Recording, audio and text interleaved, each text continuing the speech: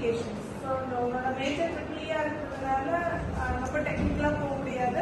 So applications மட்டும் கொஞ்சம் எங்கெல்லாம் நீங்க ஏன் யூஸ் பண்ணுறீங்கன்னு மட்டும் பார்க்கணும்.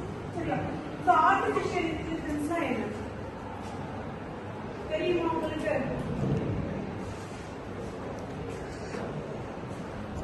ஸோ ஆர்டிஃபிஷியல் இன்டெலிஜென்ஸ்னா ஒன்றும் இல்லை. ஸோ ரொம்ப கிரிட்டிக்கல் டாஸ்க்ஸ்லாம் ஹியூமனால சால்வ் பண்ண முடியாது. அப்போ பார்த்தீங்க அப்படின்னா we can use the machines to solve some critical tasks. So human complexity-ய reduce பண்ணும் AI. பார்த்தீங்க அப்படின்னா நீ டெய்லி சாட் ஜிபிடினா யூஸ் பண்ணுவ. உனக்கு ஏதாவது டவுட் அப்படின்னா நீ சாட் ஜிபிடில ஸோ வாட் இஸ் திஸ்னு நீ ஒரு கொஸ்டின் கேட்டுட்ட அப்படின்னா it will give ample solutions for that.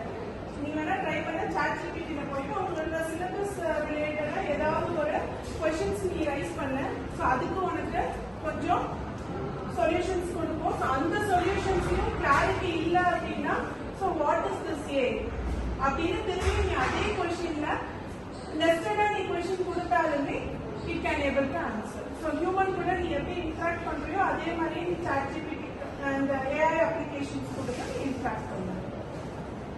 So இது மட்டும் இல்லாம பாத்தீங்கன்னா உங்களோட ஏஐ அப்ளிகேஷன்ஸ்னா எல்லா இடத்துலயுமே இப்ப பாத்தீங்கன்னா உங்களோட ஏஐ அப்ளிகேஷன்ஸ் பாத்தீங்கன்னா இ-காமர்ஸ் நீ டெய்லி யூஸ் பண்ற அமேசானா இருக்கட்டும் ஃபிளிப்கார்ட்டா இருக்கட்டும் ஸோ அதுல எல்லாமே ஏஐ அப்ளிகேஷன்ஸ் தான் ப்ளே பண்ணுவீங்க. அமேசான் ஃபார் எக்ஸாம்பிள் மொபைல் நீங்க சர்ச் பண்றீங்க என்ன மொபைல் எனக்கு வேணும் என்ன கான்ஃபிகரேஷன்ல வேணும்னு நீ சர்ச் பண்ற அப்படின்னா ஸோ அடுத்து பாத்தீங்கன்னா உங்களுக்கு மொபைல் ஆக்சசரிஸ் உங்களுக்கு டிஸ்பிளே பண்ணும். ஸோ அதெல்லாம் எப்படி உங்களுக்கு ஆட்டோமேட்டிக்கா உங்களுக்கு ப்ராடக்ட் ரெக்கமெண்ட் பண்ணுது பை யூசிங் ஏஐ தான்.